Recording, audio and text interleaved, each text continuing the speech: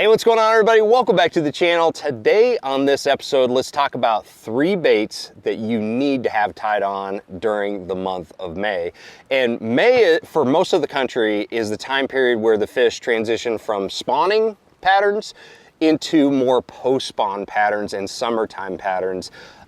Obviously, not every region of the country is going to have this transition happening during the month of May, but for most of the country, fish are definitely starting to get off of spawning type patterns into post-spawn and summer patterns. So that's what's happening in May. So these 3 baits are really targeting those fish that are kind of getting off the bank a little bit more, just heading out towards their summer haunts. Actually, there's only 2 of them that are doing that. There's actually one that I added for, those situations where the fish are still up shallow. Maybe there's a lot of cover that's starting to grow up, on a lot of lakes, especially this lake right here. We've got a lot of this like pepper grass or deer tongue, whatever you want to call it, that's growing up right now, creating a great canopy. And so there's still plenty of fish going to be up shallow. Maybe some of them are still spawning. So there's one bait that is really well suited for that scenario, and also targeting fish that are focusing on the bluegill spawn. But the other 2 baits are definitely more offshore structure and cover techniques. So let's get right into it. And the first one, we'll just get it out of the way, is the shallow technique that I really like to still have tied on this time of year, because after all, I am a shallow water power fisherman. I love just fishing visible cover up shallow. And again, this time of year, you start seeing a lot of vegetation grow up to the surface. On Chickamauga, my home lake, we get a lot of this deer tongue or pepper grass that starts getting thick enough for the big fish to just be hanging underneath. And we also have a lot of bluegill spawn going on. And a really good bait for all of those scenarios is a hollow body frog like this right here. This is the Berkeley Swamp Lord. Really good frog. I like this one a lot. Not sponsored by Berkeley, but they're making a pretty good frog because it's nice, soft, compressible, and has some good hooks on there. But a frog is really good for the scenarios that I just outlined, the vegetation that it has just grown to the surface, the bluegill spawn, but also if you just have a lake in general that has a way more shallow cover than it does offshore structure to fish. A frog is a really good one because it imitates bluegill, it obviously imitates frogs, it imitates anything that a bass might want to eat up shallow, and it's super, super weedless. You can fish it in just about anything. You can skip it underneath overhangs, you can skip it underneath docks, you can fish it through the thickest vegetation, and you can also keep it above those fish that are focusing on eating bluegill off the beds. So a frog is a really good one if you still have a lot of fish up shallow and you've got plenty of cover. So always have one of these tied on. It can be a really fun bait to throw during May.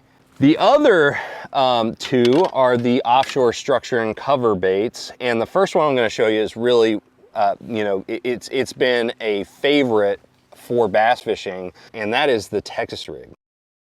Rig is the classic. It's the epitome of fishing a soft plastic bait in bass fishing, and it's a really good technique during the month of May. And more specifically, I'm talking about fishing a big, kind of hefty worm like this. This is the Z-Man Mag Fatties. It's a 7-inch worm, but it's got a very thick design to it. It's a straight tail design.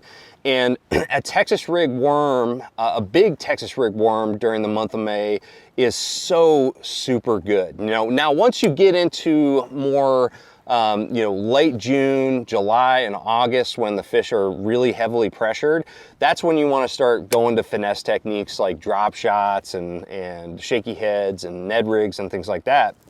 But as soon as the fish go from the bank out to offshore structure and cover, like ledges or points, or especially like brush piles, that's like one of the best scenarios to throw a Texas rig above all other baits. They really do hit bigger baits very well. Like May and early June, a big Texas rig worm, it gets a lot of bites, and it also gets those big bites too. And so if you had to have one bait for fishing offshore for post-spawn fish, it would have to be a big worm on a Texas rig. And really, you know, just the traditional Texas is great for especially fishing brush piles. Brush piles are a really big deal during the post-spawn.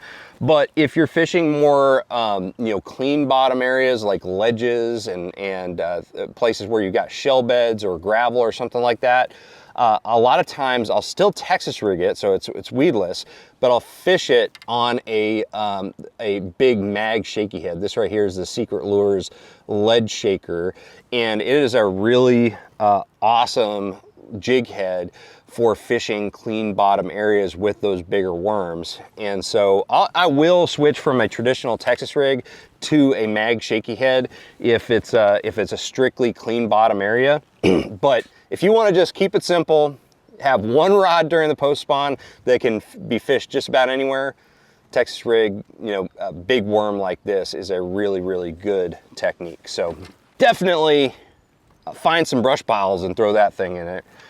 All right, so let's move on to the next one. The next presentation is one that I think a lot of people hate because they think it's boring, and I've done some videos on it recently. I love this technique. I think it is one of the most exciting techniques because it's very tactile. You can feel everything on the bottom. You can really feel those transition lines from soft bottom to harder bottom where you're gonna end up getting those bites, and that is the Carolina rig. This technique, you know, is essentially, you've got this bigger weight. I like to use a 3/4 ounce most of the time. Then you've got a little bead here to protect your line and the knot. And then you've got a barrel swivel. And then you've got a leader that goes with it, you know, of varying lengths depending on what you're trying to do. And then you've got a soft plastic bait or a Laztec bait that is rigged Texas rig. So it is pretty weedless, but really it's not designed to go through a lot of cover. It's more of a structure search bait, search technique. So when I'm fishing a Texas or a Carolina rig, it's generally on some type of long sloping, slow tapering structure, such as long points, you know, humps, ledges, those sort of things. It's not really good for like real steep type structure, but it's really good for those type of points that just go out a very, very long way, and you're trying to find the little sweet spots and things like that. And it's not just a deep water bait. I don't want to confuse you by saying offshore structure bait, because offshore is a relative term. You know, you could go out in the middle of Kentucky Lake in some areas, in the dead center of the lake, nowhere near the shoreline, and you've got ledges and shoals that are in like 4 or 5 foot of water, and that is a really good scenario for fishing a Carolina rig. You don't have to be fishing really deep. In fact, it's better if you have more of a horizontal you know, presentation where you're casting it into shallow water, making long casts and dragging it horizontally than, you know, with a you know, more of a steeper angle when you're retrieving it. So anyways, a Carolina rig is probably one of the best baits out there that you can present it in a very natural, finessey way. You know, that soft plastic bait that you use with it, this right here is the Z-Man Gremlin. This is gonna be it is presented in a very subtle, natural way, you know, just kind of floating and dragging behind that weight, but you can cover water with it and then find those little sweet spots. So Carolina rig is a really, really big deal during May and during the post spawn for those reasons. So anyways, guys, those are 3 baits that I always have tied on during May. And so if you guys have any questions at all, or you have a bait that I should have added to this video, drop a comment below. Other than that, I'm gonna have all of the products that I talked about in this video and the tackle that I use with them in the description below, so check out those links. Other than that, make sure you like, share, subscribe. I'm gonna see you out on the water. Have a great, successful May, and trust the process.